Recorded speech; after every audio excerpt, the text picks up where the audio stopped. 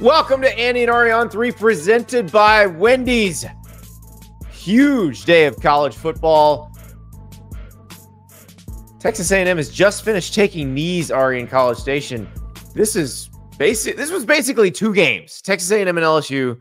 One where LSU dominated, and one after Texas A&M switched quarterbacks, where Texas A&M looked like not just a playoff team, but like a national title contender. You know, it's unseasonably warm here in Texas, but there was an avalanche in the second half of that game, man. Like that was something. That was something, you know, and we talk a lot about changing quarterbacks on this podcast, and holy crap, that's all it took. You know, I do want to check. I'm a little worried. Are you sure that Mike Elko didn't hurt Connor Wegman's feelings by going to Marcel Reed? Like, you're not worried about that. You're not worried about if he hurt his feelings. Do you want to derail the Texas A&M conversation and go into a 15-minute discussion about the comparisons between those two things and why it makes me crazy that you keep saying that? It makes me crazy that I had to talk to you for 30 minutes of show about Arch and Quinn when all Steve Sarkisian was trying to do was get the offense to look better. That's what Mike Elko did tonight. He made the offense look better. And let's get back to the discussion of this game. Oh my God, did it look better? Well, this question, too, is Connor Wegman's probably not going to play again, if I had to guess. I wouldn't guess that at all. You have a primarily running quarterback in the SEC. My guess is he'll get nicked up and Connor Wegman's going to have to come in. I mean, by choice, if they have the choice between the two. But, okay, let's just talk about the game. So, you know, for the first half there, it looked like LSU was on track to getting a tough road win, cracking the top 10 in the polls, and if they're not there already, and putting themselves in a position to be considered as a national championship contender, certainly a playoff contender. Their offense, Texas A&M's, cannot move the football. They changed to Marcel Reed, who played very well, or pretty well, I should say, in relief of Connor Wegman earlier in the year when Wegman was hurt. And once they put him into the game, Texas A&M like turned into a different team on both sides of the football. They were rushing Nussmeier better. They could not be stopped on offense. And it looked like there wasn't a team in college football that we would say would be able to beat that version of A&M. So like the thing that I think is interesting is, you know, there were a lot of moving parts in college football today. And there weren't any major upsets, but I think we learned a lot. And one of the most important things I think we learned today, Andy, is that A&M has that gear. Like, it's not just that they're pretty good. They have that, like, that gear. And I could say probably with a straight face, and I know people in the chat are saying it, but if A&M plays like that, and that's who they are, like we have a banger at the end of the end of the regular season when Texas goes to College Station, but we might be looking at a top 3, maybe even top 2 team in the SEC if that's who they are. Now, I don't know that I'm convinced that that's who they are all the time. I think that, you know, when things get going, and like LSU made some pretty bad plays in that game. And, you know, you can't take credit away from Texas A&M for putting Nussmeier in a position to throw some of those. But ever since he threw that off-platform throw toward the middle of the field there in the third quarter, that was kind of a head-scratching decision. Like, that's kind of when things started to slip away. But, you know, LSU played a pretty poor game there too. You know, there in the last, 20 minutes or so of game clock. Well, and just not being able to have any answer for Texas A&M's offense, and what Texas A&M switched to offensively is what LSU is bad at stopping. Texas A&M will play teams that are much better against the run that will force them to throw, and then that'll be a question of whether they're going to be able to move the ball as effectively. Who's that on their schedule? Before Texas, the Texas Longhorns. No, I know, but before that, yeah. Before that, no, I mean, look, Auburn. Yeah, Auburn's not that easy to run on. They do play them. Yeah, they do. South Carolina is not easy to score on, period. But they are more get after your quarterback in the passing game. That's where you're scared of them. So it's at South Carolina is not easy. And especially for a team that has not been winning like this, like to win a game like this and then go to South Carolina is not going to be easy. But if they win that one, yeah, then they've got at Auburn. If they beat New Mexico State and beat Auburn after beating South Carolina, if they win all three of those, Texas game's for seeding, Ari. Mm-hmm. I mean, unless Texas drops another one, and then we're talking about something completely different. Completely different. I can't tell you. And if you ever wonder if there's a higher being looking down on us, like the fact that like we are in line here for like a 1-loss versus 1-loss team in that Texas A&M game in College Station is like the greatest gift that we could get to cap off this pretty awesome. No, the best gift we could get is a 2-loss Texas versus a 2-loss Texas A&M in College Station.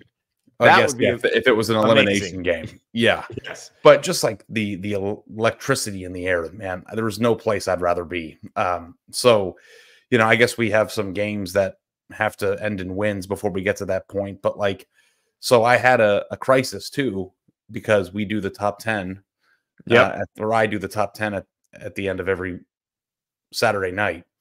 And I anticipated that Texas A&M or LSU, the winner of that game, would move into the top 10 this week. Fair. Yeah. A&M did not. Okay. And we're talking about A&M because there's another team out there today who beat a ranked team by 1 million and then beat A&M, who I put in ahead of them in Notre Dame. Fair. And I don't know that I think that Notre Dame would beat the Texas A&M that we saw in the second half of that game. But there is a wide open race. Like there are 5 teams or 4 teams that are just sitting there with a real case to be ranked in the top 10 that aren't, which means that we're going to be getting into some pretty controversial, exciting times here in the last month of the season. Yeah. Oh, it's going to be so much fun. By the way, there is fun going on right now because we've got a tight game between Colorado and Cincinnati going on. And SMU just blocked Duke's walk-off field goal attempt. That is wild. It was a chip shot field goal, blocked. So they're going to overtime now in Durham. But this is going to be, Tyler in the chat, beating Navy isn't the same as beating LSU. Yeah, but guess who beat Texas A&M? That's the problem. There's that. It's not, I didn't put them in there just because of the Navy game. I put them in there because of the Navy game. By the way, like we can't talk about Navy for 4 weeks and how awesome their offense is. The fact that they're unbeaten, talk about the playoff, and then when Notre Dame beats them by 50, act like it's nothing. Okay. Like you can't. Oh, we absolutely can't do that. It's not nothing. I don't mean me and you. I mean like everybody. Like we have 30-minute specials on, and I don't know that I believe that, Navy was a team that I thought was going to win the national title by any stretch of the imagination, but they're a much better version of Navy than Navy typically is. And Notre Dame beating them 51-14, in large part because I think Navy fumbled the ball 4 times and turned it over a lot in the first half that allowed that to happen. But I couldn't in good conscience rank Texas A&M ahead of Notre Dame when Notre Dame went to College Station and won. So like that's the thing. All right, it doesn't matter. Like if somebody cares that they're not in the top 10 tomorrow, they really need to go touch grass. Who cares? There's a playoff, a 12-team playoff, and if Texas A&M keeps winning, they're going to be in it. It doesn't matter where you rank them right now or where anybody ranks them right now. No, for sure. And obviously bracketology and bubble watch are probably more important in terms of what you want to see at the end of the year. But the point wasn't that it was the end all be all. The point is that like there were 4 or 5 teams that could have been ranked in the top 10 that weren't this week. And A&M still is one of them on my list because I don't know, like to go back to A&M to try to contextualize where they are as a program right now. Are there teams that you would find in most people's top 10s that you believe A&M has a case to be ranked ahead of? Like, I mean, there are teams like that were still there, like Clemson dropped out, right? Like who, if A&M isn't in my top 10, who do you think would be in that situation that they wouldn't be? Which means there's probably 12 to 14 teams in this situation that have a case to be in that ranking. Well, and here's the best part about this, because I'm looking at this and you're talking about, because I can understand all of your talking points about why A&M's not in the top 10. But if you ask me, do I think on the right day Texas A&M can beat any team in the country? The answer is yes. The way Notre Dame was playing today, can they beat any team in the country? The answer is yes. Like, The playoffs are going to be nuts because there are not two teams that just tower over everybody else. Like these teams can beat each other, and they're going to have to play each other multiple games in a row, and it is going to be so much fun. Bo is mad at me because I picked LSU this week because I had picked against them 2 weeks in a row and been wrong. Maybe if y'all done any analysis other than I got it wrong on LSU before, so I'll go with him. Bo, LSU was dominating the game. We were right until Mike Elko made a change. So Brian Kelly, who gets paid like $10 million to coach LSU, didn't adjust to the adjustment at all. So how the hell do you expect us to? I want to key in though on something that you've said now twice, and I think I'm with you on that. But with A&M in this win and what they look like in the last 25 minutes of that football game, do you put them in a competitive game against Georgia playing the way that they did? Yes, because the way they get after your quarterback, like, do you trust Carson Beck in that game?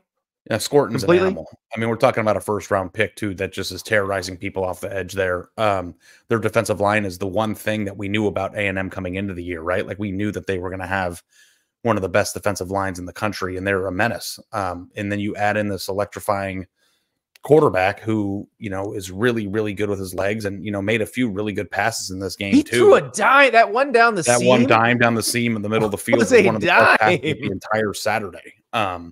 You know, this is a team that, and then also too, like I was like watching towards the end as they were trying to, you know, work clock, and then you see Terry Bussey, you just like, you know, explode off the side there, and it's like they have a lot of really young, explosive players too that aren't necessarily stars yet that I think could come on in the second half of this year and be really, really good too. So, you know, if you have good defensive line, I think they've got a pretty serviceable offensive line. They've got two really good running backs, a quarterback that can make plays with his legs, some good young receivers. Like, they have a lot of ingredients that you would look for a team that could make some noise and maybe an unexpected run. And like I'm assuming that they're 100% going to be in your field when you do bracketology. They're 100% going to be in mine. Yeah, I was expecting the winner of this game to be in it. The question is, who do I take out of it? And I think because no one lost today, right? Like nobody. Yeah, nobody but there's a team that I really am heavily considering dropping out of the field. Let's have the conversation now. I was on the edge of my seat. I don't even know who you're talking about. Let's talk about Spicy Nugs first. Okay. Because we're going to have, I think this is going to be a lengthy conversation. We're going to talk about Ohio State, and we're going to talk about, are we sure that Ohio State is a national title contender? That's where you're going. Okay. Right after these words about Wendy's Nugs. Ari, your official welcome to On 3. We are presented by Wendy's, the Saucy Nugs. That's our specialty item. We have every flavor of Saucy Nug. Mm-hmm. You've been training for this your entire life. You know, I was telling everybody before this, but my dad looked at me in the eyes when I was a kid, and he said, "Son, you can be anything you want to be. You just got to put your mind to it and work hard." And I said, "I want to eat Wendy's on camera." So I made it. Here I am. So I'm going to just get started. Okay, I'm going to grab some garlic parm. So, okay. I like the garlic parm is a very like full, savory. The other, like the honey barbecue's got your sweet. Like, this is your ultimate savory here. Buttery and savory. Nothing better than washing it down with a crisp zero too. You know what I mean? Oh yeah, a little Coke Zero action. Now that's the spicy buffalo. That's tremendous. I think that's kind of the perfect. That might be my favorite. This is the Parmesan garlic, and this one I haven't tried yet. Which one? It's a little bit hotter. Parmesan garlic. Oh, this is spicy Parmesan. Yeah. Okay. It's pretty damn good. See, I keep changing my favorite. I think that's the point of this exercise, right? Yes. That's my favorite one. I could put down 32 ounces of Coke Zero and be like, it will not. Where's the next 32 ounces of Coke Zero? Well, and hey, free refills in the restaurant. So Wendy's new Saucy Nugs. Take the crispy and spicy nugs you love and turn them up to 11. Choose between flavors like buffalo, honey barbecue, garlic parm, or if you're a real heat seeker, try the spicy ghost pepper only on Wendy's signature spicy nugs. I dare you. That's 7 delicious ways to try the nugs you already love. Pick a flavor, grab some extra napkins, and prepare to nug. I've never nugged before. All right, let us talk Ohio State. Actually, before we do that, SMU beat Duke. Duke went for 2 in overtime. Did not get the 2-point conversion. SMU wins 28-27. Kansas State survives in the Sunflower Showdown. Kansas was driving, but K-State gets the stop on 4th down. They survive. So we have all of our results except for Colorado, Cincinnati right now, which is going on right now. But let us talk about Ohio State. Very strange game with Nebraska. Ohio State had an open date in which they got to watch Nebraska get destroyed by Indiana. Like, you guys watched an entire team's every weakness laid bare by a team that has not as good of players as you have. And they come out and barely survive Nebraska. Barely survive.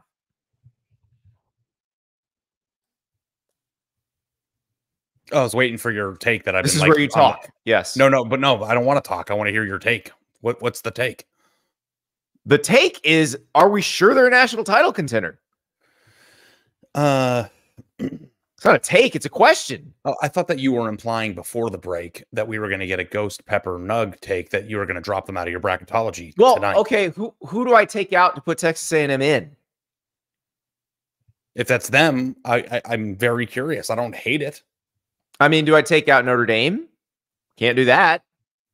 They beat Texas A&M. Do I take out Penn State? Do I take out Miami? Sure as hell not taking out Indiana. I can take out Tennessee. I mean, I guess the question here is, do you think Ohio State's going to lose to Penn State next Saturday? And there's probably your answer. If they play the way they did today, well, there's another question to be asked too. Like, who's playing quarterback for Penn State? Because I'm not entirely sure that if Bo Pribula is playing, that Ohio State isn't in more trouble. So we'll get to the pretty serious Trace McSorley vibes watching that kid play, huh? Yeah, we'll get to the Penn State discussion because we got to talk about Penn State and Wisconsin as well. But let's talk about Nebraska and Ohio State, because I was just really shocked at Ohio State's inability to run the ball. Now, I realize that they are down 2 left tackles. They lost their starting left tackle against Oregon. The guy who came in for him went out late in this game. So it's a tough situation on Ohio State's offensive line. And it may be that when they play these 5 together in these positions, because they had to shuffle people around at the end, that they look better against Penn State. But Penn State's defense is as good as Nebraska's or better. Now, maybe the 2 defensive tackles aren't as good as the Vanilla Gorilla and the Polar Bear, but everybody else is just as good or better. And overall, it's just as good or better. So are we sure Ohio State's going to be able to move the ball on them? So their offensive line is a real issue. Okay. Yeah. Losing Josh Simmons in the Oregon game, I think you could make a realistic case that any player on Ohio State's roster, including a receiver or a quarterback, would be an easier thing to overcome for Ohio State based on the way that their roster is constructed and losing Simmons. Then Zen Mikulski comes into the game. It doesn't go very well, and then he is helped off the field after, late in the game before Ohio State's last defensive stand. So now you have some reshuffling that's going to have to occur this week in order to get the offensive line ready for the Penn State game, but they could not run the football against Penn State. And you watched this Ohio State team that has the best, maybe, running back tandem in college football, certainly the best receivers in college football, go 4 possessions in a row without getting a first down in that game. And that is concerning. Like, that's like a real personnel problem. Like, a lot of times when we talk about teams and whether or not they can, get it or not, a lot of times it's coaching and motivation and, playing together, getting the right scheme in place, all these different things. But like, when you have a personnel issue, that's not something that we overcome. We've spent so much time, Andy, talking about Auburn's personnel issues at the quarterback position, Oklahoma's offensive line issues. You know how that can derail a football team. Now, that said, Penn State's got some pretty special pass rushers on their team now. Dennis Sutton got injured in this Wisconsin game tonight, which we'll get to. I don't know how severe it is. It looked like he came back into the game and then they pulled him back out again. So it didn't look like a long-term thing. But, you know, between that and Abdul Carter, like Ohio State's going to have to block some people, because if you can't run and you got your tackles being terrorized, like their offensive, you know, output could really struggle. Now, the thing that I will say, and I wrote a pretty stern column. I don't know if you got a chance to read it, Andy. I sure did. Under Ryan Day's leadership, Ohio State just hasn't been good enough. That is the headline of Ari's column that came out shortly after that game. And I truly think that, like, as sternly written as it was, that it's all very fair criticism. And I think probably criticism that Ryan Day himself would probably acknowledge, right? Like, I don't know, you know, if you thought that it was harsh to write after a win, but it's just, this team is supposed to be something, and it always is supposed to be something, and it never seems to be that thing. And I think that when you watch them play against Nebraska, and yes, I understand that this season is filled with clunkers and teams that, you know, are trying to escape with wins. It's happening every 5 minutes of every window. Like, I get it. But on the tail of losing to Oregon the way that they did 2 weeks ago, having 2 weeks to prepare for this game, and then coming out and having a legitimate chance, like they literally could have lost that game to a 26.5-point underdog, you have to ask yourself, like, what is stopping Ohio State's program, not just today, but over the course of the past 3 years, from squeezing out and getting the most out of the players that it brings into the program? Because it does not equate. Ohio State brings in Alabama, or this year Alabama talent. It brings in Georgia talent. And through assistant coaches who come and go, and first-round draft picks who come and go, and pictures of C.J. Stroud on the sideline with Jackson Smith-Njigba, Garrett Wilson, and Marvin Harrison, they're not winning anything. And, like, at a certain point, it becomes an issue. And you can say, and I hear all the time, Ryan Day is 62-9. I hear all the time that they are a field goal away from beating Georgia and winning the national championship. I hear that if they would have held a block last year for one more second at the end of the Michigan game, they would have won. But at a certain point, would have and was close, or have a really good record, like, that's not what he's paid to do. He's paid for results, and the results are not there. So if they go out and smack Penn State next week and beat Oregon in a rematch and go on to the semifinals this year, then we can revisit the discussion. Are we sure Ohio State's better than Indiana? If they beat Indiana, add it to the list, you know, because Indiana, that would be a huge win. If they, at that point in the season, it's going to be a top 10 win at that point. Yeah, that could be Ohio State against 10-0 Indiana at that point. And also, too, I hate to say it, Andy, but they still have to beat Michigan, a Michigan team that beat Michigan State on Saturday and is a mental blockage for this team. So, like, there is plenty of runway for Ohio State to win its way back into everybody's heart. But today I got to the point where it's like, you've listened to the show, you've heard me analyze this team, Andy. I always give them the benefit of the doubt. Oh, they've got better players than everybody. Oh, they're going to beat Oregon by 20 because they've got so much talent. This year they're different. They're the Georgia of this year. And it just does not materialize. And at a certain point, you look like a fool. You know what I mean? Like, so I'm not giving Ohio State the benefit of the doubt anymore until they actually prove that they're not a kick away or a block away. Like, put it together. You've got the best players on the roster. We've talked about. Football. They just don't do it, Andy. They just don't. Yeah, it's something we've talked about with the flattening of the sport too. It does not matter how many good players you have. If you have a terrible string of luck at one particular position, you can be screwed. And that can happen. That we saw that happen to Georgia in the SEC championship game last year with its receivers. With Ohio State, it's happening at left tackle right now. So yeah. And like, this is what you get a lot here, like in the chat here. Mr. Big Play Bray. So who should Ohio State get to replace Ryan Day? I'm not saying the man should be fired. Mike Vrabel. I didn't say that once. And I know people like to say Mike Vrabel, but like, that's like, you know, it's great. He's going to coach the Patriots. 2-9 is really, really good. I think that there are a lot of qualities that make Ryan Day the ideal head coach. He's a great guy. He's a very good recruiter. They assemble rosters better or as good as anybody in the country. And he's a great representative to the program. I'm not sitting here saying that I think that he should be fired or this can't ever be fixed or remedied. I don't think that he's a cancer that can't figure it out. I'm pointing out that the last 4 years or 3 years have been a disappointment. And I don't understand why that's so offensive to the same people who are angry about it. Like, are you okay with losing to Michigan 3 years in a row? Is that okay with you? Like, are you okay with losing the only big game on your schedule this year and almost losing it? If you are, if that's the new standard of the program, then that's great. I'm just holding Ohio State to the standard that I know from being there for 10 years. And that standard is beat your rival, win the Big Ten, and compete for a national championship. And they've got a senior class on this team that has never beaten Michigan and has never won the Big Ten championship. Is that good enough to you? If it is, that's great. But that's not the standard that Ryan Day has. It's not the standard Urban Meyer had. His two predecessors were pretty good at it. So, like, I'm not saying go fire him and I have the replacement right here for you. Like, that's a very difficult thing.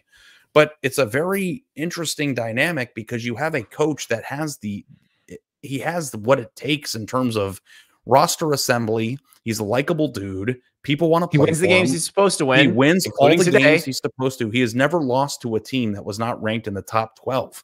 Like, in the formula of good coaching, like, Ryan Day illustrates a lot of the great things that you need to sustain success over a long period of time. But at a certain point, and I've been somebody who said they were a kick away or a block away 100 times, you have to look at the actual results of this. And the results are not Ohio State standard. And if you want to hate me or call me an asshole for saying the truth, that's okay. But that's what it is. So, you know, there are a lot of people who are going to be upset if they lose to Michigan or if they don't win the Big Ten again this year. And frankly speaking, with a $20 million roster, what's the excuse for not playing in Indy this year if you don't? What's the excuse? Your left tackle got hurt? No excuse. And Ryan Day will tell you that. He told us that when we were in Columbus after week 1. There are no excuses when you're Ohio State's coach. That's all there is to it. And he understands it better than anybody. So he knows that he's got to go to State College and win. Because here's the thing. If they don't win in State College, they might make the playoff. But I will have serious doubts until I see them beat Indiana.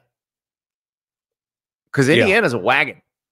So, yeah, I mean, I think that, first of all, I'm not convinced that Penn State's some sort of juggernaut that Ohio State can't beat. Well, so, like, I'm not going to go down that road, like, dropping them out yet. Let's put a pin in the Ohio State discussion, because, Ari, we're going to talk about Ohio State again on Sunday. We do these videos on Sunday where we talk to individual fan bases, but I know there's a lot of Ohio State haters who want to hear this discussion too. So I'm telling you right now, the On3, subscribe now to the On3 Sports YouTube page. You will get a video on Sunday where Ari and I break down all of these issues with Ohio State and what it means going into the Penn State game. It's coming.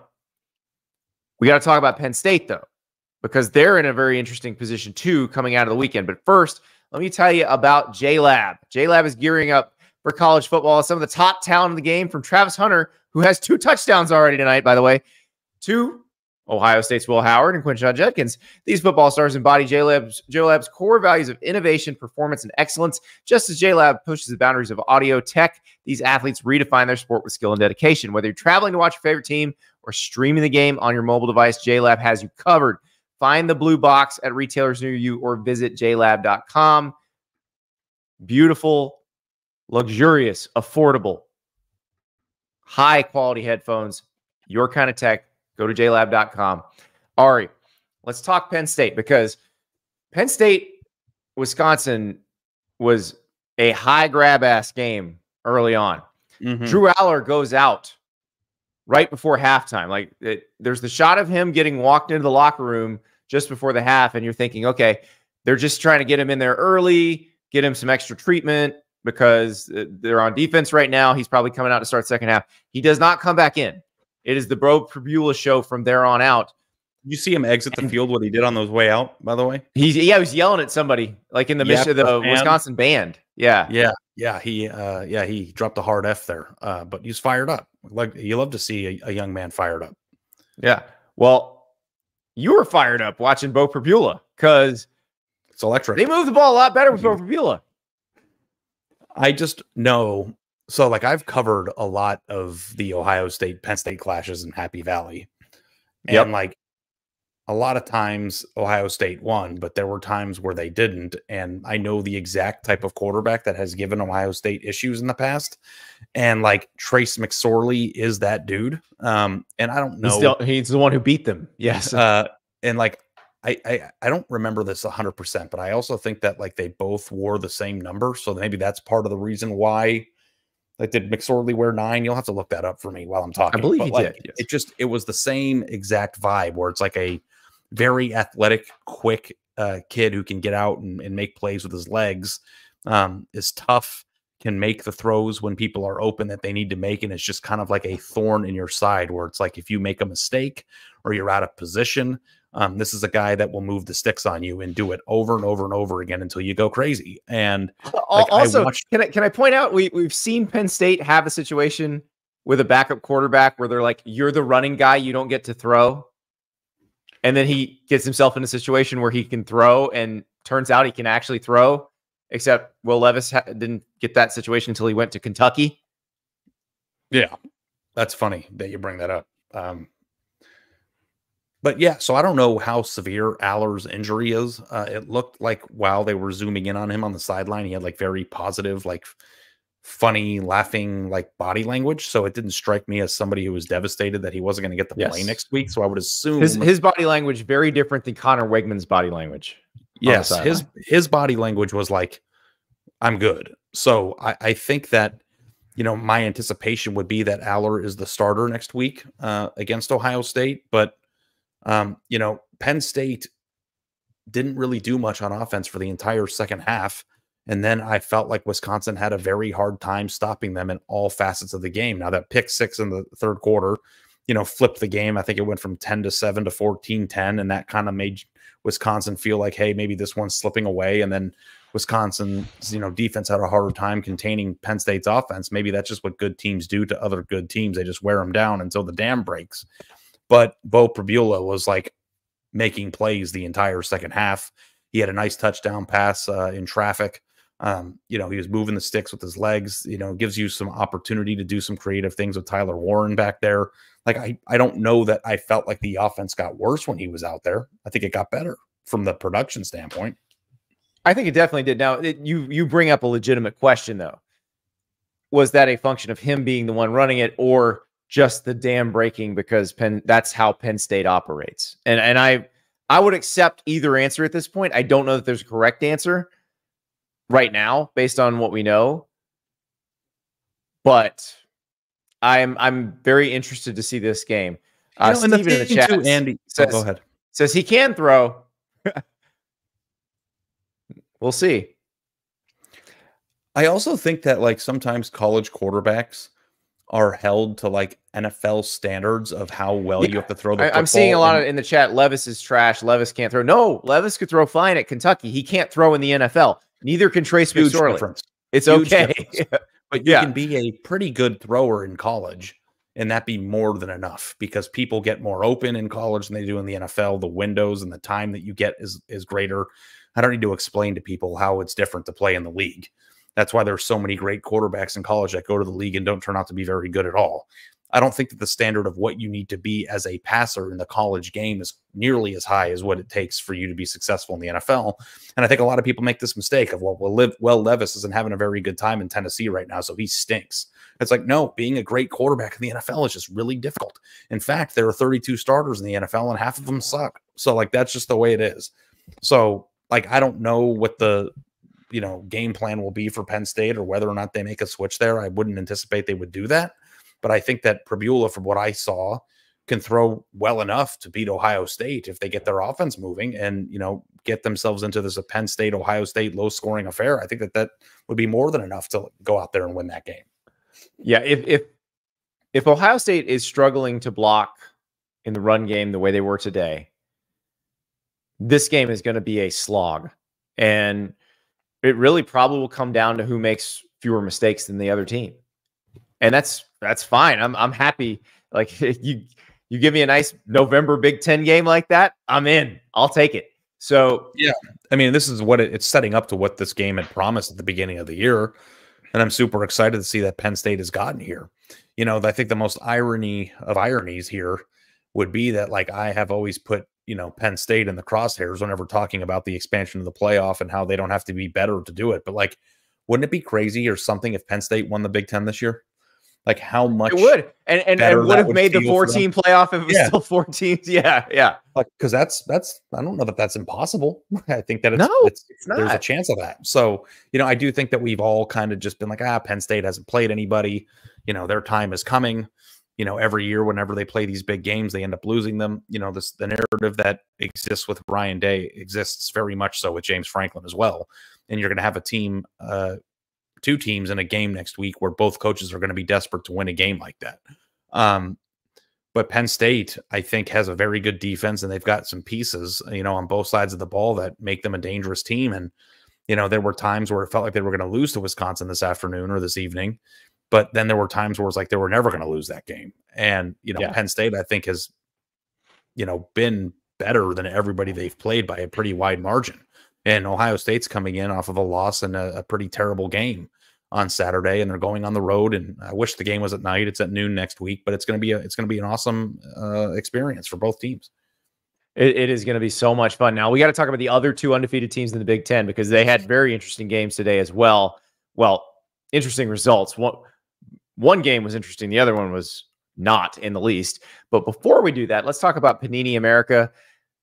Makers of the most collectible sports cards on the planet. The Luminance Football Card Series features NIL autograph cards from players including Arch Manning, Quinn Ewers, Cam Ward, Jalen Milroe, Dylan Raiola, DJ Lagway, and Luther Burden III. To start collecting, visit PaniniAmerica.net. I got a box of the Luminance series right here. We're going to rip some packs this week, see what we get.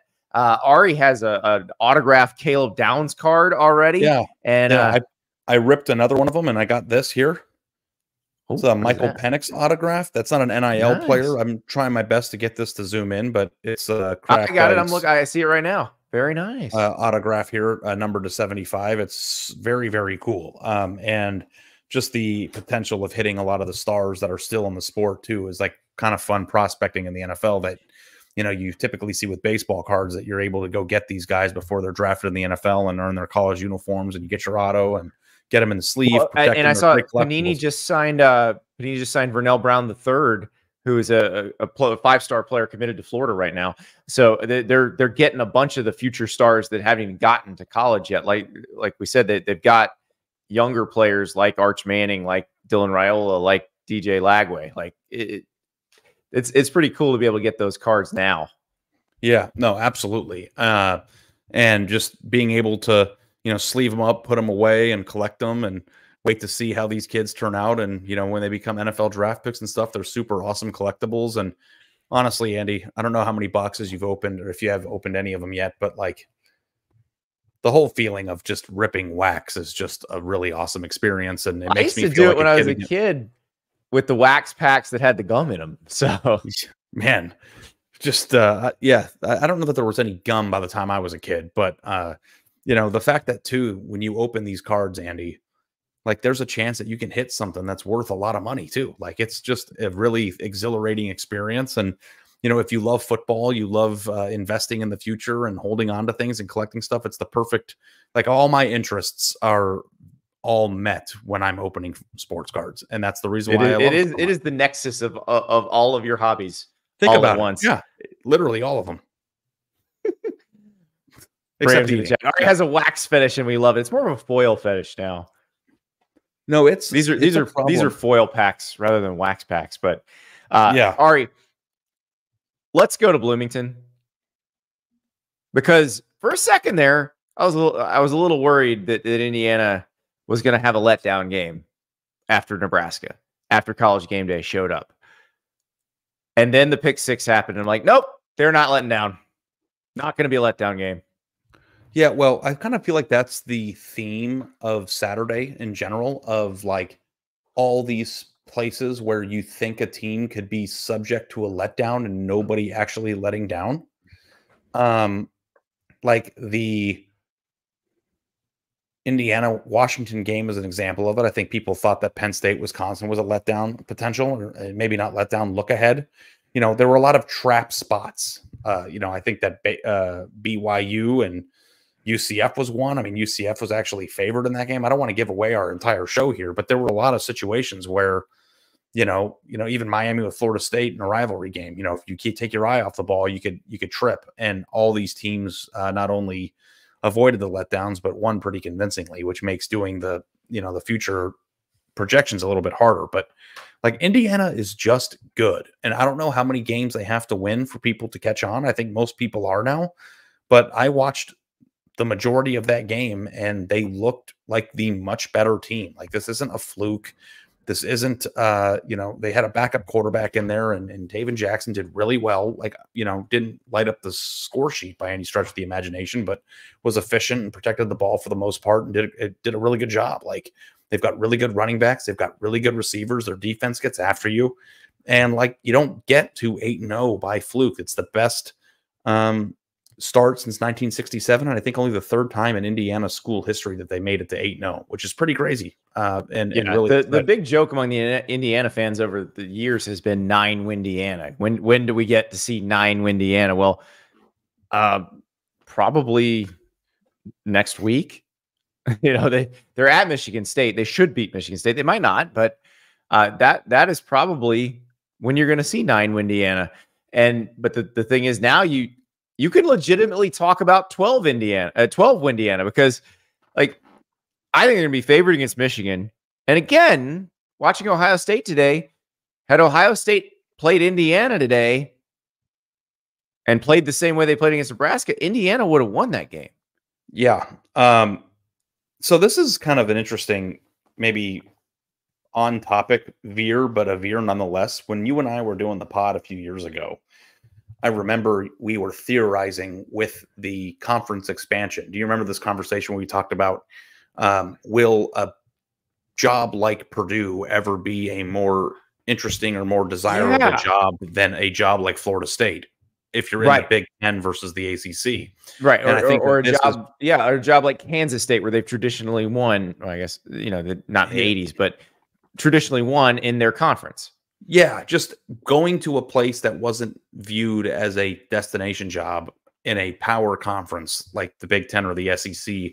Do the lower tier teams in perception outweigh the higher tier teams and other conferences that are on the outside looking into this expansion? And I think that this is going to be an interesting situation to see if that Big Ten money puts Indiana in a position to extend Coach Cignetti for a long time. Like, pay him those money and keep him there, because like I do think, and we joked, it's like, oh, there's a certain team in Gainesville that is super interesting and needs a coach. Maybe they can go after him. And like I saw a bunch of memes, even maybe they were funny or but like you said, there's no reason Indiana shouldn't be able to match or beat whatever it is they would offer. And I think in this world, when you have an employee that has exceeded expectations, you don't always have to wait for somebody else to want somebody in order to try to get the. I mean, if I were Indiana, I'd be getting the paperwork ready right now. They've got the money to do it. Get this guy a 5 to 7, 8 year deal, pay him a lot of money, maybe more than you're even comfortable with. And let's see if he can actually build something, because like the cool thing is like, we're in the moment.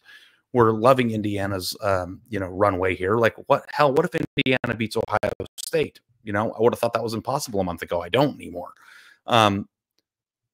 What could the actual ceiling of this program be long-term? Not just how far can they take this Cinderella run.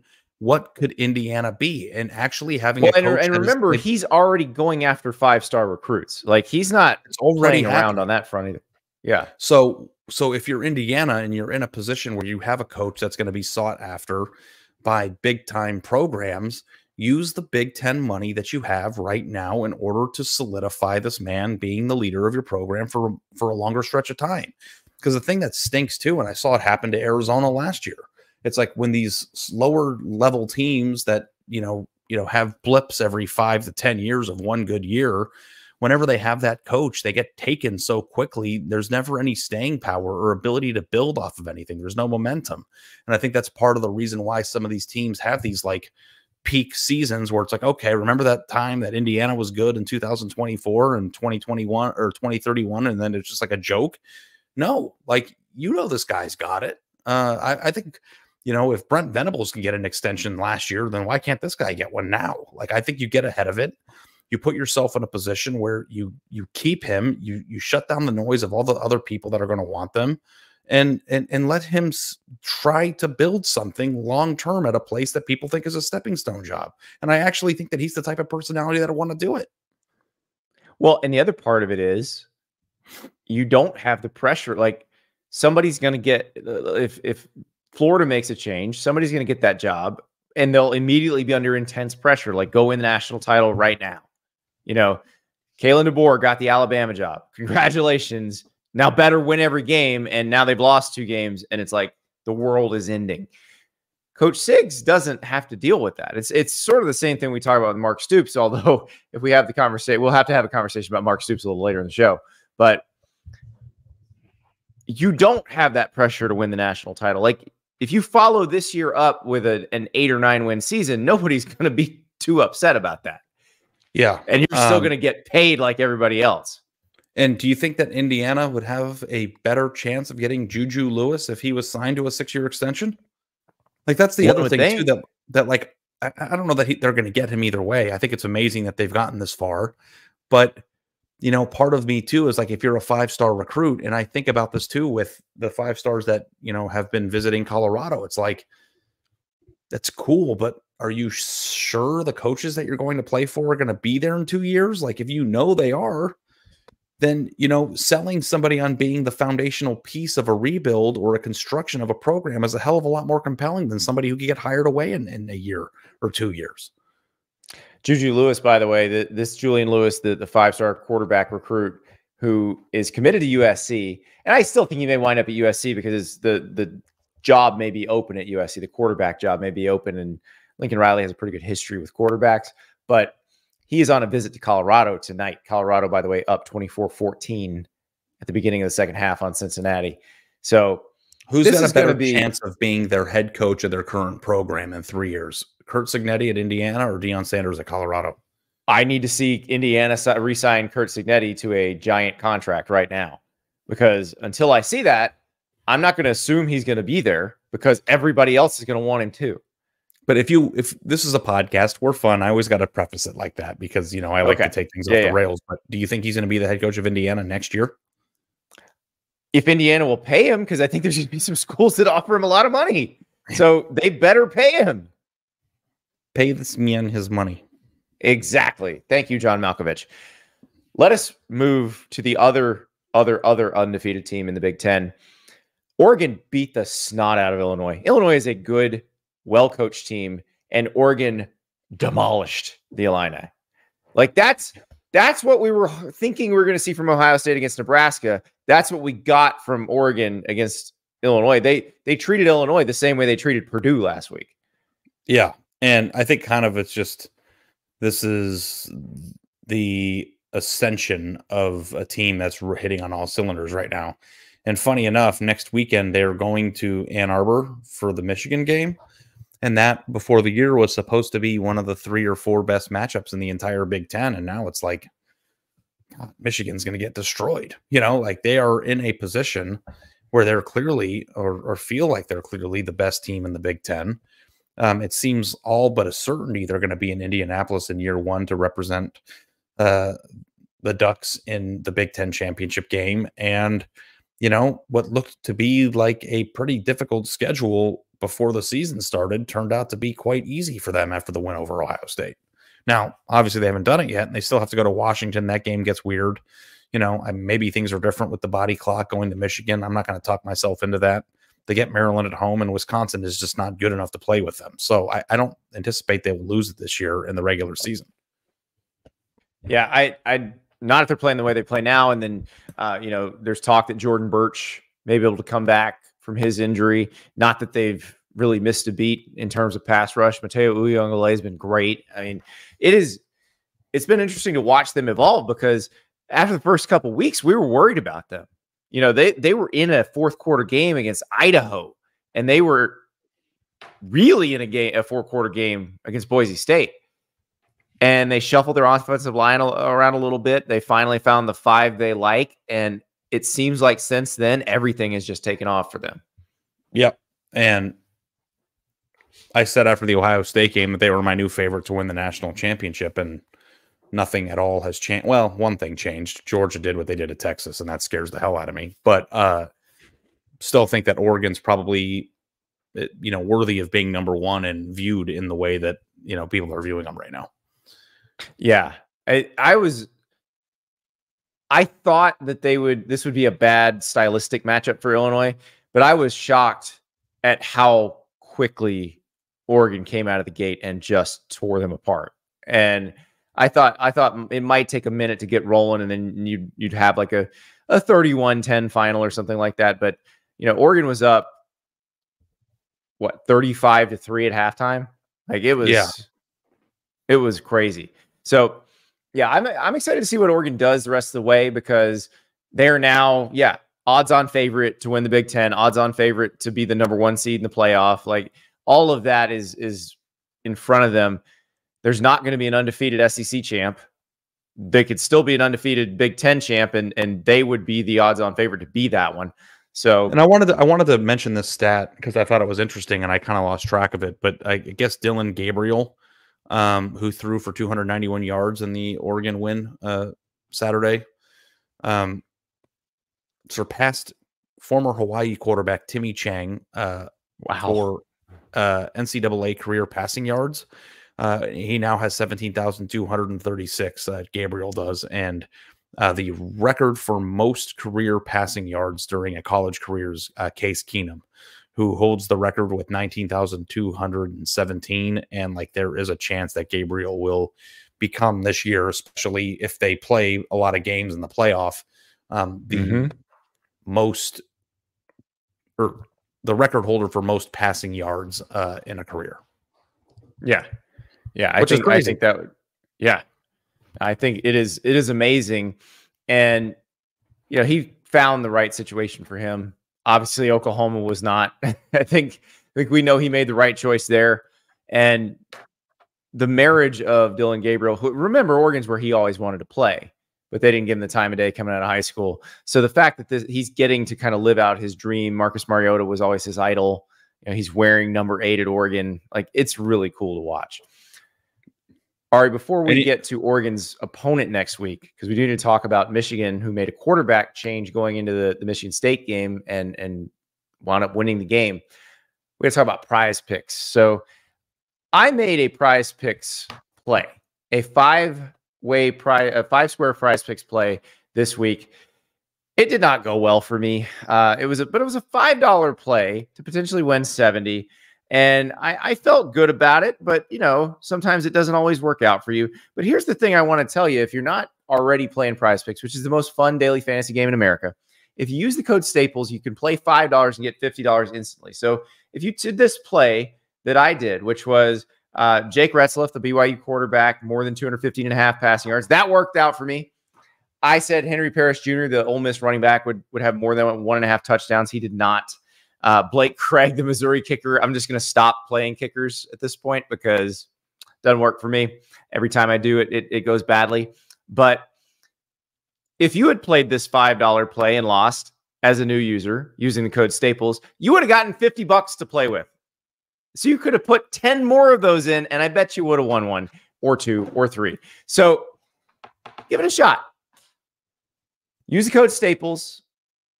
Play $5, get $50 instantly with Prize Picks. All right, Ari, let's talk Michigan, because now we're back to the beginning. Like, Davis Warren started the season as the quarterback, then they went to Alex Orji, then they went to Jack Tuttle, and now we're back to Davis Warren. And he comes in, and it wasn't the prettiest thing in the world, but they did beat Michigan State. I thought they were going to complete the circle. I thought maybe we'd get Jaden Davis action this year at some point. He was a pretty, yeah. They didn't go all the way around the world. I think they cut off, part of the world there. They won. They won a rivalry game at home, and they might make a bowl this year. Maybe, considering what this team has looked like the last 2-3 weeks. I think this is just the analysis here is good job. You won a rivalry game, right? I don't know how much there is to take away from this, or how relevant it is in the grand scheme of things. But, I think that when you have a first-year head coach that is struggling with personnel and trying to figure out who this team is, and it kind of felt, Andy, you were onto something a few weeks ago when you said that they should just go with Orji and become a running, team that leans on what it is, and then they changed the quarterback 2 more times, and it's just a dysfunctional situation there. To come out and beat a rival at your home field and keep a rivalry true. I mean, that's a pretty bitter rivalry now. So, like, I good on Sherrone Moore and Michigan for getting it done, but I don't know that this changes anything in terms of like my long-term view of what this program looks like at the beginning or for the remainder of this year. It's a very important offseason coming up for him in Michigan. Yeah. Well, and so what they've done is I think they've married the 2 concepts that they went with at the beginning. So they've married the Davis Warren and the Alex Orji offenses, because Davis Warren, and I think this was originally the plan, but they never could quite pull it off. And maybe it was just because Michigan State couldn't stop it. But Alex Orji actually led them in rushing today. And they would bring him in, and they would be a bigger threat with the quarterback run game. And then you don't know if he's handing it to Khalil Mullings or to Donovan Edwards, neither of whom had a very good game. But if you can do that, then I guess it gives you a chance going forward. So that's what I'll say. I also will say, happy to see this game be competitive. Like, Jonathan Smith brought Aiden Childs with him from Oregon State. I think Aiden Childs is going to be a good quarterback. He had a great game against Iowa last week. So I think going forward, this is going to be a good game. And I'm glad of that, because some of the more fun games in the last 15 years of college football have been Michigan State games. Yeah. And, in terms of just like hatred and fighting and tunnel stuff, like there's been a lot going on here. In this game. There's a fight at the end of this game. Yeah. It's heated. It's heated, man. They care. They care there, and, both of these teams have had their runs at the top of it. And, both of these teams are kind of struggling to find their way. It kind of felt like Michigan State was waking up a little bit the last few weeks. Coming into the game, probably feeling a lot better about Aiden Childs and, what they could bring to the table after beating Iowa the previous week, 33-20. And, they didn't get it done. But, I guess Michigan, if you look at their schedule here, it's kind of just like, one way, or light at the end of the tunnel is a train here, right? Like, I mean, they got Indiana coming up, Oregon coming up next. Then they have Indiana the following week. Then they play Northwestern, and then they're going on the road to Ohio State. So I think we're probably looking at 3 losses out of their last 4 games, which would put them at 6-loss season. And then they got to go into the, offseason and regroup. Though I do think it's possible maybe they sneak up and beat somebody they're not supposed to beat there. One never knows. One never knows. I think the Oregon-Michigan game is a great helmet game. We'll see if it's an actual great game. Before we get to Notre Dame, because we do need to talk about the Notre Dame-Navy game and how well Notre Dame played in that because game. This podcast also, like Michigan's quarterback situation, is a flat circle. That's right. but we need to circle back to Texas A&M, because Mike Elko, doing his post-game press conference after the LSU game, he said this. So Carter Corral is one of the beat writers covering Texas A&M, reports this. Mike Elko in his press conference said, "This is a real program. It is not fake. It is not a politician running this program talking fast and BSing everybody." Wow. He just dropped a nuke on Jimbo Fisher. Is he talking about Jimbo, or is he talking about Brian Kelly? I don't even know who he's talking about. You're right. I didn't even put those two together. Holy crap. It could have been Brian Kelly. I think it's Jimbo Fisher, but which one's hotter? I don't know. Wow. Because they both kind of fit that description a little bit, right? Yeah. Like, you don't know exactly who he's talking about. If it wow. If Brian Kelly did actually work in politics at one point in his life, so you're right. Kelly, it could be face is a political face. Like, he looks like somebody that you would see on Fox News or CNN talking about something that's way more important than football, doesn't he? Doesn't he kind of have that look about him? Yes, but the talking fast part is Jimbo. Like, Brian Kelly does not talk fast. Yeah, Jimbo does talk very fast. But holy shit, that would be something if he was talking about the coach he replaced. I think he probably is. And by the way, also the coach he worked for, because he was the DC there under Jimbo. Yeah. Woo! But I mean, it's kind of, I mean, like, this is kind of like A&M is kind of becoming the program that's supposed to mirror what it has, you know, and for so many years, the output never matched the input. And the thing that we always questioned, and, you know, before we left The Athletic, they wrote a really, really good in-depth piece about, you know, how things started going off the rails at A&M. Yeah, that was me and Sam. Yeah, I didn't know if it was you. I forgot. Yeah. I like to block out when you team up with other people because we're friends now. You get jealous. Yeah, there's a lot of people I thought that contributed to the reporting of that, and I didn't want to leave anybody out or whatever, but take the credit, Andy. Mirroring what they had on the roster from a talent perspective with relentless competence, this was going to be the outcome, right? Now, I didn't know that it was going to happen in year one, but this is exactly why going out and hiring the flashiest, most known name imaginable isn't always the right recipe. Like Mike Elko in 5 years could legitimately be considered a top 4 coach in America if things go well, right? Like, that's how this stuff happens. You don't always know who people are. You don't always, you know, hit the grand slam on press conference day. But if you get the right fit, and I think that, you know, another coach that kind of fits this mold too is Josh Heupel at Tennessee. You know, there are people who don't win the press conference or don't come in as a home run hire or somebody that people are super excited about. And then it turns out that they are the perfect marriage between what your place is about, the resources that you have, and how to tie it all together. And I think both of these guys, in terms of fit, location, timing, all of it, like, might be the 2 best hires of the last 5 years. Am I forgetting anyone? Yeah, I am. I don't think so. And I think also the way Elko's team plays fits the vibe that the A&M people want. Right. They play hard. Supposed to be the tough, you know, they're the ag school. Like that in all of these ag school, fancy liberal arts, state school rivalries, the ag school wants to be like the harder edge team, whether that's Texas A&M or Auburn or NC State. Like, they all want that. What's Clemson, white collar versus blue collar, right? Like, you exactly have, like, that's all it is. The person who's just gonna, you know, kick the crap out of you physically. And the fact that A&M comes into year one with Elko, with the defensive linemen that they have, allows them to kind of build out from that personality. You've got 2 very hard runners at running back. You got a defensive line that can stop the run and get after the quarterback. Like, you have the elements in place to play the way that you want to play.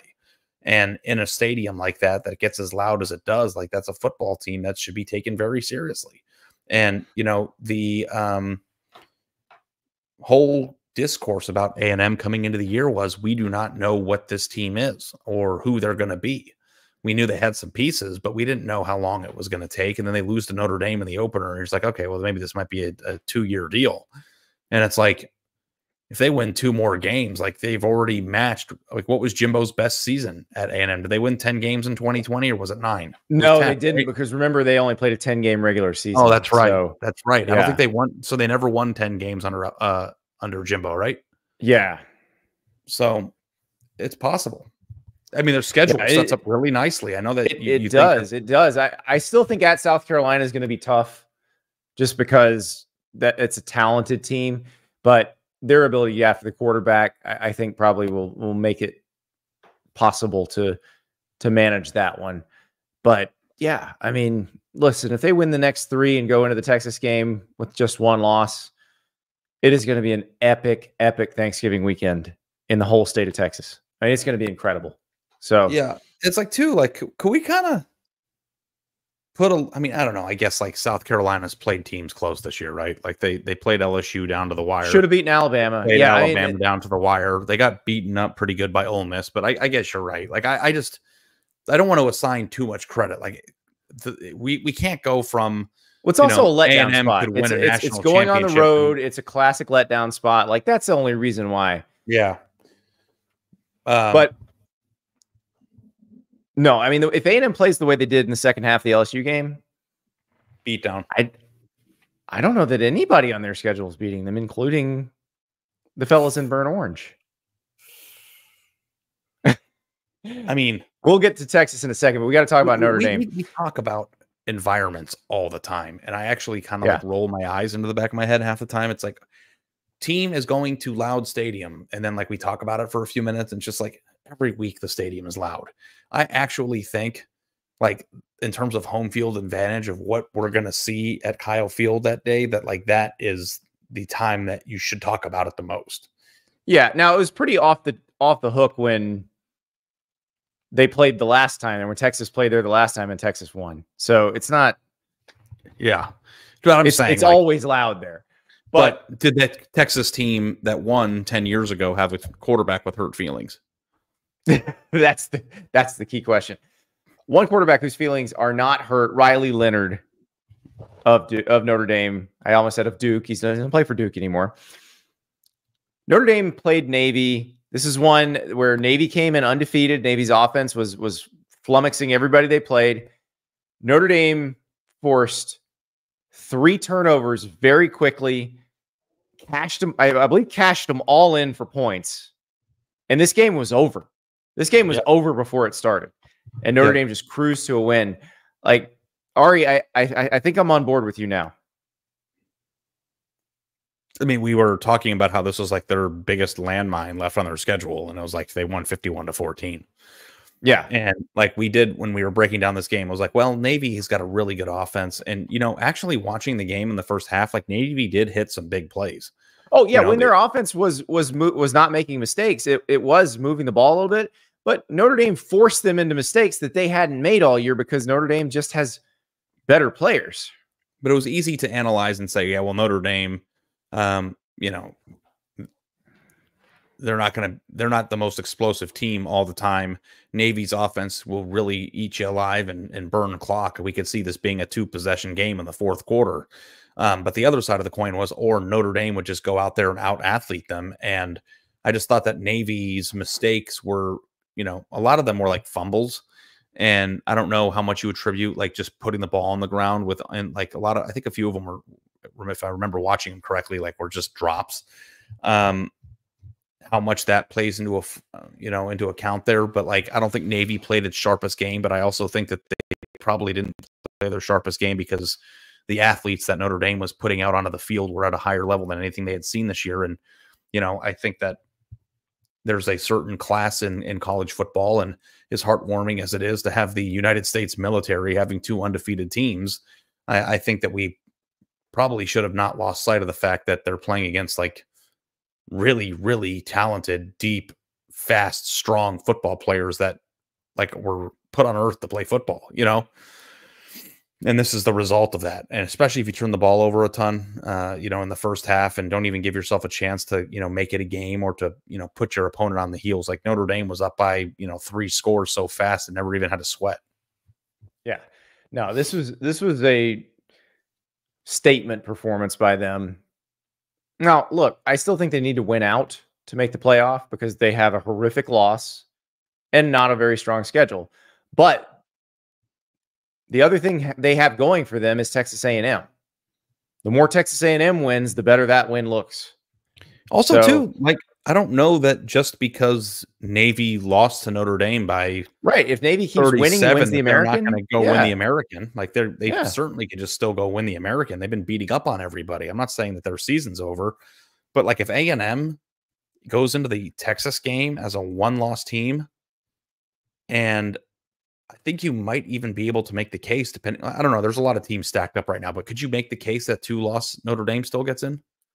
There's a chance, and I think the A&M win buoying them is a reason why. If that didn't happen, then I would say probably 0. But like the fact that win is just sitting out there now, you know, really changes the way we view them. But I will say that I've been on this podcast since the day they lost, saying that they're still very much in the picture. People went nuts, and we're going into November now, and they're in the top 10 that I released on Saturday night and are going to be in the field when I get around to doing Bubble Watch when the show's over.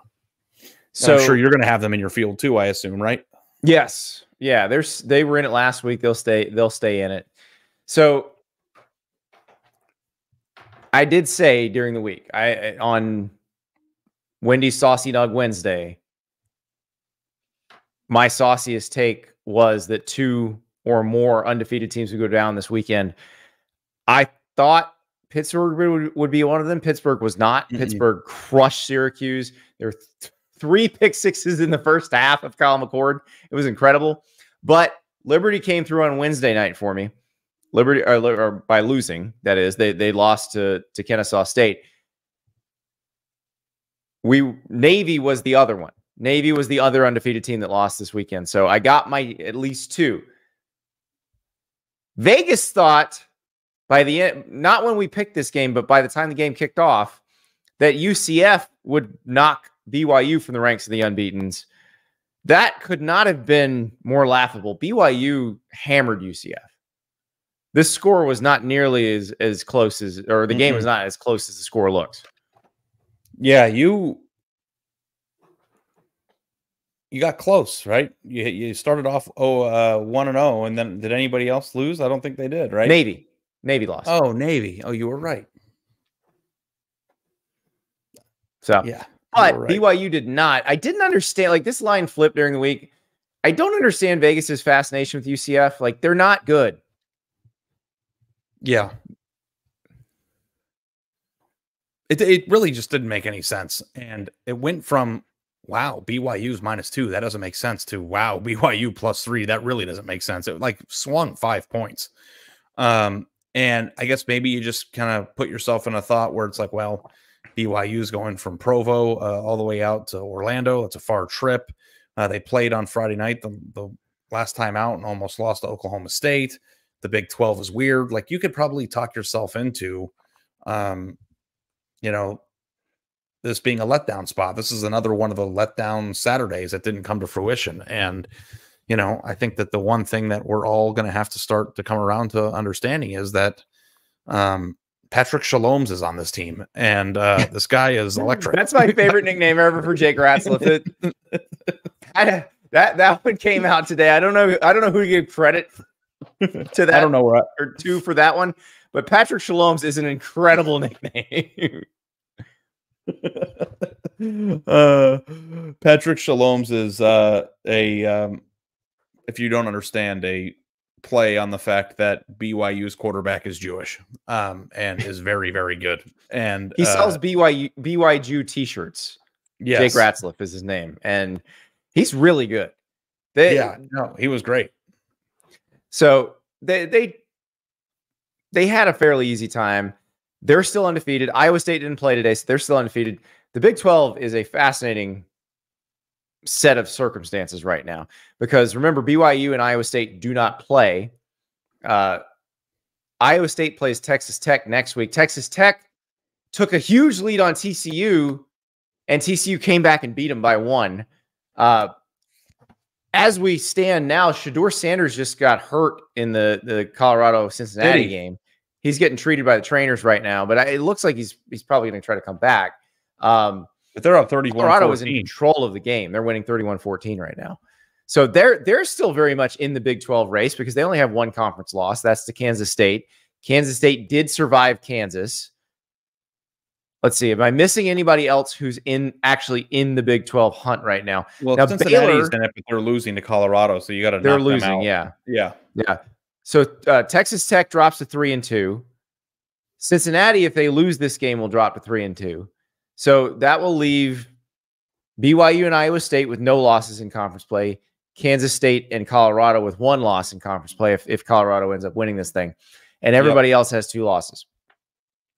So, man, it's going to be a fun next few weeks, because, so Baylor might wind up saving Dave Aranda's job. They beat Oklahoma State today, which is now 0-5 in Big 12 play. Wow. This is nuts. I did not see that coming, because Oklahoma State was like a very trendy, watch out, they're going to do it. Yeah, old offensive line, Ollie Gordon Jr. coming back, or Ollie Gordon II coming back. Like, it doesn't make any sense. You know what else doesn't make sense, Ari? Vanderbilt. Vanderbilt's just good. Like, Texas 27, Vanderbilt 24 looks like a mistake. It's not. And for a second, it looked like Texas. Like, this is a game where I actually criticized Clark Lee for going for it on fourth down because Vanderbilt was stopping Texas defensively so much that punting seemed like the better move. You know, I watched this whole game, and I don't know if you're going to come with me on this trip here, but I thought that Texas was just better than them everywhere. Like, this did not feel like the Alabama game to me at all. And I know that the score was just decided by 3. I know Vandy scored a late touchdown there to get within the 3 points, but like, I never felt like Texas was going to lose this game. Did you? The only time I felt like it was close, like, remember where I said don't go for it on fourth down? They went for it on fourth down. Texas got a bunch of pressure, and Pavia threw a lollipop that got picked off. Yeah, returned deep into Vandy territory, and they cashed in a touchdown on that one that should have never been scored. If Vandy punts, now maybe Texas would have scored, but Vandy had been stuffing Texas's offense at that point. So the thing that caught my eye about this game, though, was that if you go back and remember how Vanderbilt beat Alabama, they had very good play designs. They were getting people open in space, you know, a lot of short routes to the sideline that they turned up field to move the chains. Like, nobody on Vanderbilt's team was open the entire game. No, like, they could not get separation anywhere. Like Texas's defense was mauling them. And it just, like, every time Vanderbilt hit a big play, there was a penalty, it felt like, or every time it felt like they were about to take control of the game. Like, there was just, even the touchdown that they threw where Pavia, like, threw it through 4 defenders. Did you see that one throw that went right on the middle? Yeah, it was like a radar ball. You had to have a radar ball just to get a contested catch in the end zone. Like, there was nothing given to them in this game. And I think that, like, even though it's easy to say that Texas was sleepwalking or that they didn't get the job done, like, the class between, like, if you wanted to use Vanderbilt as a lens of who's truly elite in the SEC and who isn't because of the Alabama-Texas games, like, yeah, this game was close, but I don't think that Texas was ever in a position to lose. I don't know. See, I look at Texas's performance in the first half against Georgia, and I look at this Vandy game, and I'm like, Texas might be able to win the national title, but it's no sure thing. Like, they're just as apt to be upset in the first playoff game they play in. Yeah, well, and I know Quinn, didn't he throw a pick on their first possession too? He did. It was deflected, and he went on, and I don't know if he had like 19 in a row. I think he was like 19. Yeah, I just like torched him after that. And yeah. It looked like in the first half there that it was going to become a blowout, and then Vanderbilt kicked the field goal before halftime, I think, to get within 21-10, and then played a pretty hard-nosed half of football with Texas. So maybe I'm not giving Vanderbilt enough credit. They certainly do.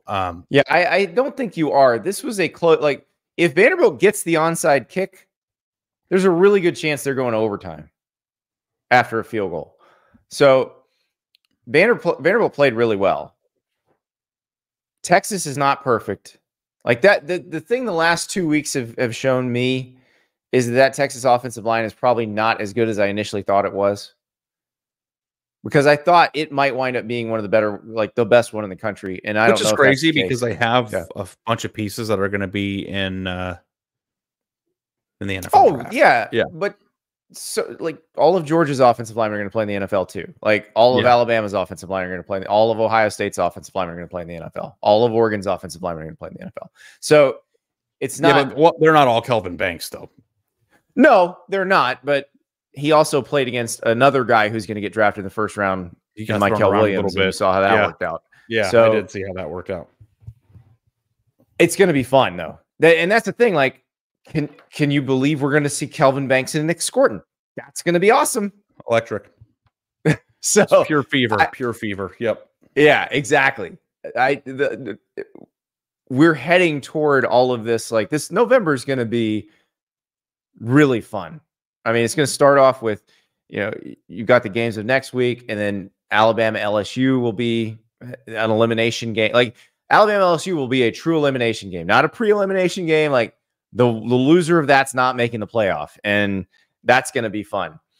But we got to talk about a few of these other games. While we're in the SEC, let's move to one more SEC game, and that is Auburn and Kentucky.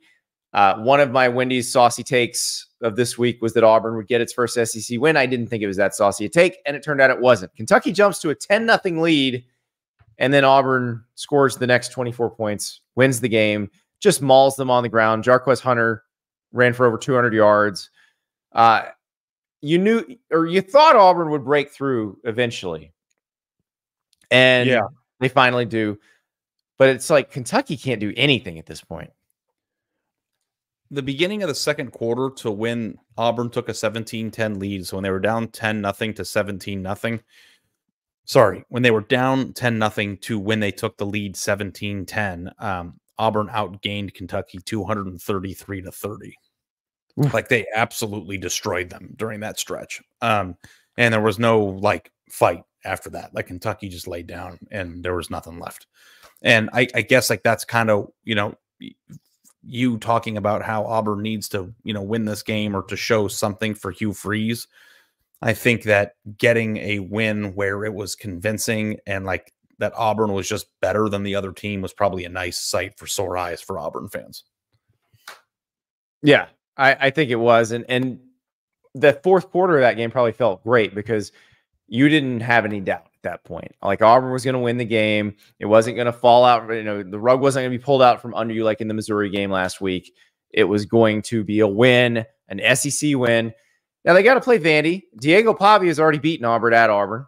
So next week is not a given, but at least you're not going over the SEC. Did you see the picture from the Auburn game? Because our boy Remzi here in the chat reminded me, I saw it. There was a field goal attempt in the Auburn game where there were 14 men on the field and 2 snappers, where like one snapper was like in front of the other snapper. And like, I have to go back and research this after the show because I didn't hear anything about it. But like, how is that possible? And when the first snapper saw the other snapper on the field, like, why did he still line up? I don't know. Like, what? Yeah, I do have a lot of questions about that one. Yeah. We'll have to unpack that during the show this week. That is definitely something that we're going to have to revisit because it was the thing about it. Yeah. So I did say one more SEC. There's another SEC game we do need to mention. Alabama beat Missouri 34-0. This was the Alabama we expected. Talking about Alabama, and it would have been fine. Yeah, I mean, Alabama did not have to play. Well, Brady Cook tried to play, while Brady Cook was playing, this was a fairly close game. Drew Pine comes in, starts throwing the ball to Alabama, and then it's not close anymore. And Alabama just steamrolled them 34-0. It's great for those of us in the viewing public because now we're going to get an Alabama LSU elimination game, which is what we wanted. And it's on the road, right? It's in LSU. It is at LSU. Yes. Yeah. So I do wonder if Alabama has a chance next week to creep back into things if they win. I mean, they're going to probably be back in the picture there if they win that. Oh, 2 weeks. Sorry, when they play their next game. Like, I don't know. Like, Alabama was a little bit left for dead. I just made a joke that it would have been fine if we didn't talk about them today. But, we're going to probably have to talk about them again in the future if they win that next game. Yeah, we definitely will because at that point, I think they can win out because it's Oklahoma, it's Auburn. They can win those games. But this was what they were hoping we'd finally see, and now we can go a week without hearing them talk about tucking in their shirts or touch it, running and touching the takes no talent sign, because that's just weird to hear Alabama players talk about that stuff. I will tell you one thing: if Alabama does make the playoffs somehow, Kalen DeBoer would be the best troll ever if he just came out in like a suit for the game. It would be amazing. Show everybody that he was, serious business. Yeah. So one more undefeated team we've got to talk about. It's not their fault that we're talking about them this late in the show. It's their opponent's fault. Miami beat the crap out of Florida State, 36-14. Really disgusting backdoor cover for those. My thoughts and prayers are with you if you had Miami in that game. Yeah, and it was a strange game because Florida State started out with Brock Glenn at quarterback. They put Luke Kromenhoek in, the freshman. He gained like 42 yards on a quarter sneak. I've never seen anything like that before. they score a touchdown, but then they just can't really move the rest of the game. They bring Glenn back in. Miami played as well as it should have, took care of business. Like, we kind of needed to see Miami take care of business after the previous weeks. I mean, if you have a leaky defense that everybody thinks is going to cost you a game, the chicken soup for the soul on that one is playing Florida State. So exactly. they did a really good job of making sure that this game didn't turn into the grab ass game of the year. I know that this is a pretty personal game for a lot of Miami people. And, you know, somebody sent me a tweet, a buddy of mine today, of, you know, going back a few years when Florida State beat Miami and they ran up the score that, you know, they asked Mario Cristobal after the game if it bothered him. And he said, you know, one day the tables will turn. I think a lot of people expected that they would blow it out and try to, you know, run it up. It wasn't obscene, but, you know, Miami did keep trying to score when the game was pretty much locked away in the last 4 minutes there. The thing here is with Miami, and we just have to acknowledge it, is that this team has been criticized and I don't know is being taken seriously enough for where it is, because I think that there is this notion or this thought that people just automatically assume, and I've even been guilty of it at times, that Miami is just going to do what Miami has done in the recent past, which is drop games to teams in the ACC that they should not lose to.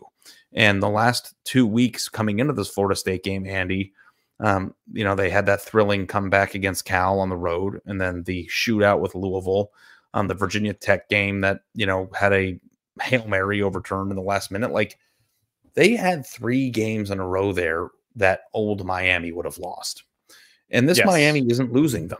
So I don't know if you want to take them seriously as a national championship contender or not. I know it's hard to, you know, get out of the Big Ten SEC blocks and really think that an ACC or a Big 12 team is going to, you know, actually do it. But we're talking about a team that has found ways to win when previous editions of teams coached by this coach have, you know, thrown in the towel. And they also legitimately have one of the best offenses in college football. So, you know, we are looking down the pike here at probably a, I mean, I don't know what the tiebreakers are, how it's going to play out, because we have SMU. Well, yeah, I would say Duke did him no favors, because if Duke could have handed SMU its first ACC loss, it would have taken that off the board.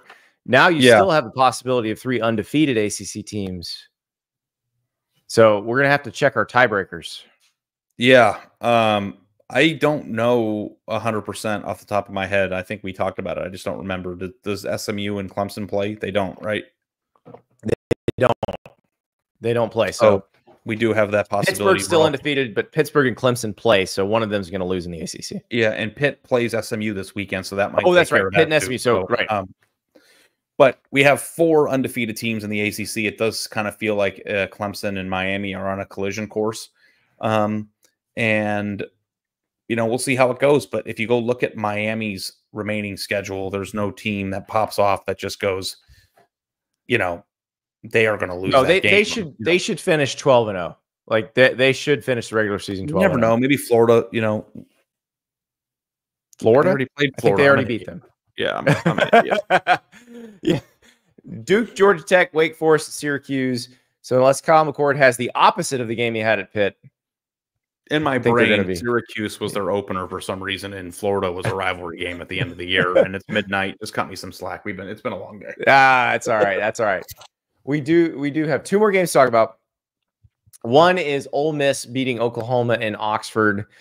I don't know that we need to say much about this game. Oklahoma struggled to block. One of their offensive linemen, one of their starting guards, went down early in the 3rd quarter, and that's where this game really turned. That's when Ole Miss just started sacking Oklahoma like crazy, because it was actually, I believe Oklahoma was winning at halftime. And I read a lot of stuff on Twitter, and I read this today, that last week when Oklahoma gave up 9 sacks, that was a program record. And this week they gave up 10. Right. And they are on pace to shatter the program record for sacks allowed in a season. Yeah. And yeah, there's nothing to do. I thought Joe John Finley, the new play caller, did a better job than Seth Luttrell was doing, because he did simplify some things. He was dressing some things up with different formations, but as far as the blocking schemes went, they were fairly simple. Jackson Arnold was getting the ball out quickly-ish, or as quickly as he could. and it looked like they had a somewhat functional offense. But unfortunately, they've also still got to play Alabama and LSU, and what they were doing today is not going to get it done against them either. So just Oklahoma fans, buckle in, maybe go to the pumpkin patch, pick some apples. Like there's got to be something else to do. Yeah, it's just more of the same. We've discussed this, and you can't block anybody. You can't play. Yeah, it's tough. It's a tough watch. Now, Ole Miss, I thought should have been better in this game, but you take it if you're them. They're still, I think, somewhat alive for a playoff berth because they have 2 losses. Now, they have to play Georgia. They have to beat Georgia. That's really all it comes down to. They have to win all of the rest of their games, and one of those is against Georgia. I think they're going to have trouble with Arkansas because remember Arkansas shut down Tennessee and beat them? They run the exact same offense. It's the Art Briles Baylor offense. Yeah, so I mean, the Arkansas hope is that Harris comes back and helps out a little bit too because he didn't play today, right? Right. Trey Harris would be very helpful. No Trey Harris, this offense does not. Although it was nice to see them find some other receivers, find some other targets because Trey Harris carries a lot of the load for that team. Mm-hmm. But yeah, I think they're going to have a problem with Arkansas, especially if Harris isn't there. So if he plays, that probably helps a lot. But again, Arkansas shut down Tennessee when Tennessee was fully healthy. So it's the same offense. Yep. And then they've got the Georgia game. One more, and it's the one Friday night that we were waiting for. We stayed up real late to watch Boise State and UNLV. This was a fun game, and Ashton Jeanty did not have the best game. He only averaged 3.9 yards a carry. You know, it was just Maddox Madsen bailing them out a few times, and you know, we realized Boise State is more than just Ashton Jeanty. This was a huge win because this puts them in the driver's seat in the Mountain West.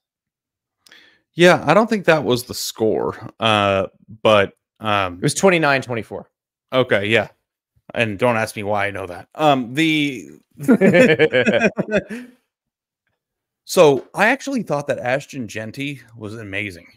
Like, I don't know if I'm the only one here, Andy, but like, well, he actually wasn't amazing last night or Friday night. I thought he was. I thought, and I'm not. I don't think that you have to rush for an 80-yard touchdown to be amazing at what you're doing. I think that UNLV spent the entire game doing everything it could to anticipate and shut down the run. The man rushed for 128 yards and a touchdown and was an absolute menace whenever people arrived at the football. And the last thing, I wrote about this actually at like 2 a.m. last night, so I'm very up to speed on this. When they got the ball back with 8 minutes and 9 seconds left in the game, they ran a 14-play drive that iced the entire rest of the clock. Right. And Ashton Jeanty touched the ball on 8 of those 14 plays, and 3 of those 14 plays were kneel downs.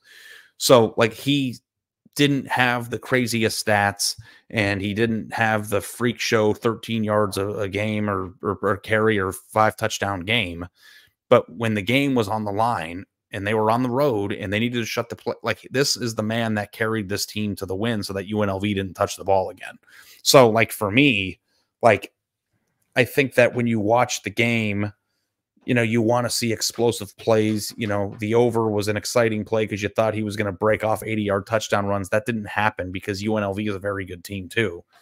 But I still think that Ashton Jeanty was incredible in the game. And you know what? He had a down game for 128 yards rushing. What a terrible night it must have been for him. All right. Well, that's the thing. That's how good he is.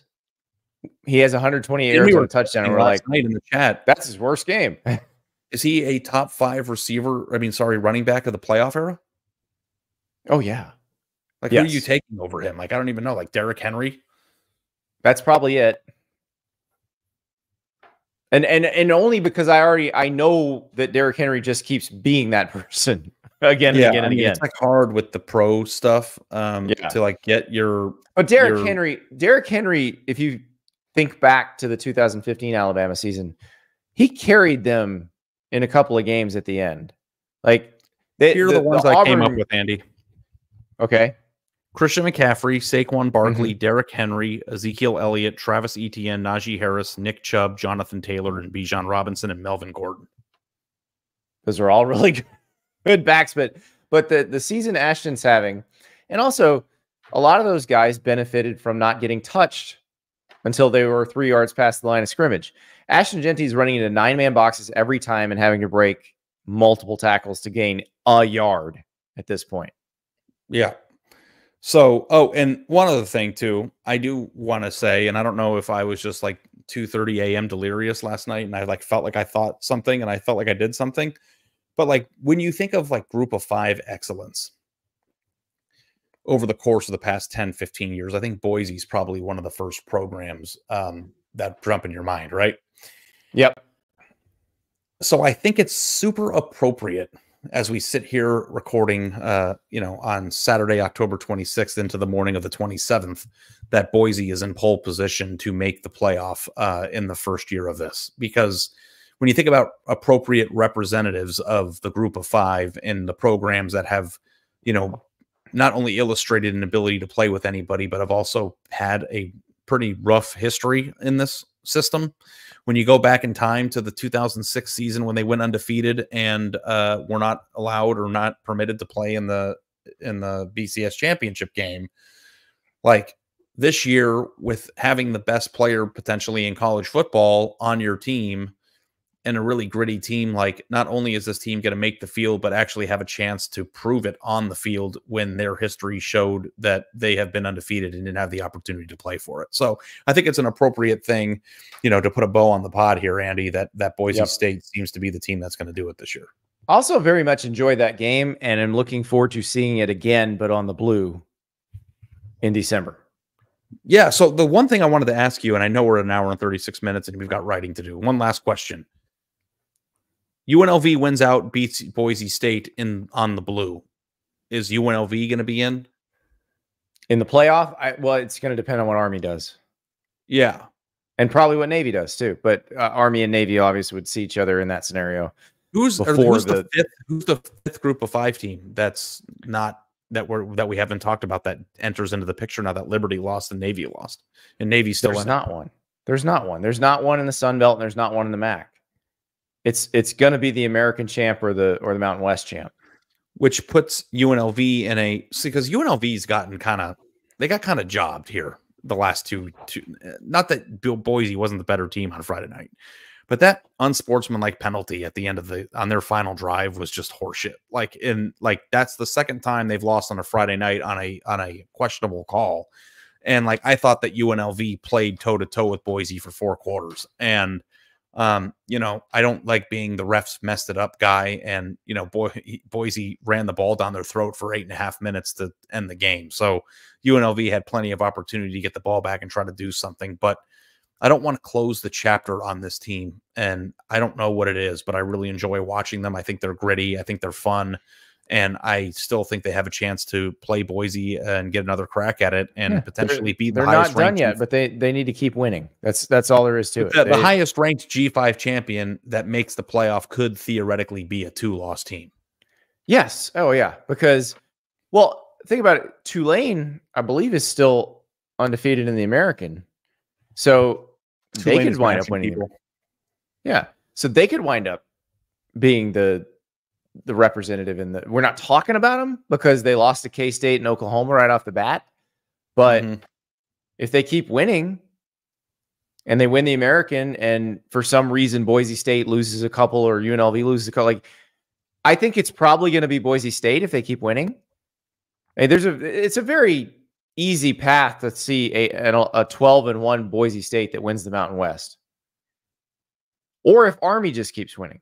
Because if Army keeps winning, it would mean they beat Notre Dame, and it would mean they won the American. Everyone's parade, but I think Army's fate with Notre Dame is coming right down the pike here too. I think we're going to get a real. It's probably going to be very similar to Navy Notre Dame. Yeah, but they're just fortunate enough to not have had to play them first.